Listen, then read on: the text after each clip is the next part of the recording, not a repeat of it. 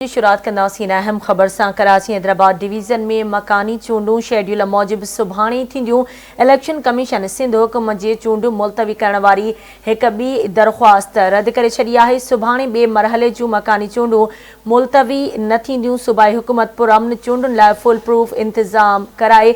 इस्लामाबाद में election commission जे headquarters में सरबराही इजलास थियो आहे, जंहिंमें चीफ इलेक्शन कमिश्नर जी सरबराही में इजलास में फ़ैसिलो कयो वियो त chief election commissioner Sikandar Sultan Raja video link ज़रिए शिरकत कई।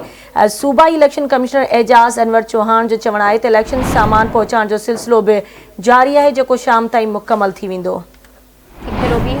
ब्रेकिंग न्यूज़ शेयर करे रहिया आहियूं। कराची ऐं हैदराबाद डिवीज़न में मकानी चूंडूं शेड्यूल मूजिब सुभाणे ई थींदियूं। इलेक्शन कमीशन सिंध हुकूमत जे चूंडुनि मुलतवी करण वारी हिक ॿी दरख़्वास्त रद्द करे छॾी आहे। सुभाणे ॿिए मरहले जूं मकानी चूंडूं मुलतवी न थींदियूं। वधिक तफ़सील मालूम कंदासीं आवाज़ न्यूज़ जे ब्यूरो चीफ कुर्बान बलोच खां। जी कुर्बान, वधिक छा अपडेट्स आहिनि?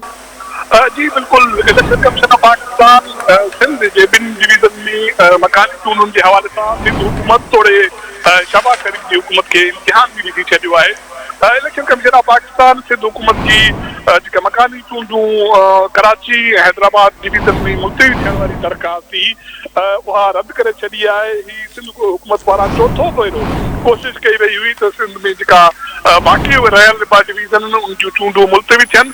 अॼु हंगामी इजलास जो मोकल हुई, उन जे बावजूद जेका सिंध हुकूमत जी दरख़्वास्त हुई उहा उनजी सुनवाई थी ऐं उन में इजलास में फ़ैसिलो कयो वियो त चूंडूं हर सूरत में कराची हैदराबाद में सुभाणे थींदियूं ऐं उन जे हवाले सां सिंध हुकूमत खे फुल प्रूफ सिक्योरिटी इंतज़ाम करण जी पिणु हिदायत कई वई आहे। हाणे हिन जो जेको सियासी असर आहे उहो इहो पवंदो त पाकिस्तान पीपुल्स पार्टी अॻे ई हिन चूंडुनि जे हवाले सां मुश्किलातूं हुई, छो त एमक्यूएम नाराज़ हुई ऐं एमक्यूएम जो इहो मुतालबो हो त जेकॾहिं सुभाणे 15 जनवरी ते कराची हैदराबाद में चूंडूं थियूं त उहा शहबाज शरीफ इत्तेहादी हुकूमत खां अलॻि थी वेंदी, जंहिंजे करे शहबाज शरीफ हुकूमत लाइ बि इम्तिहान जो मरहलो शुरू थियण जा ख़दशा पैदा थी विया आहिनि। जी ठीकु आहे, वॾी महिरबानी कुर्बान बलोच अपडेट करण लाइ।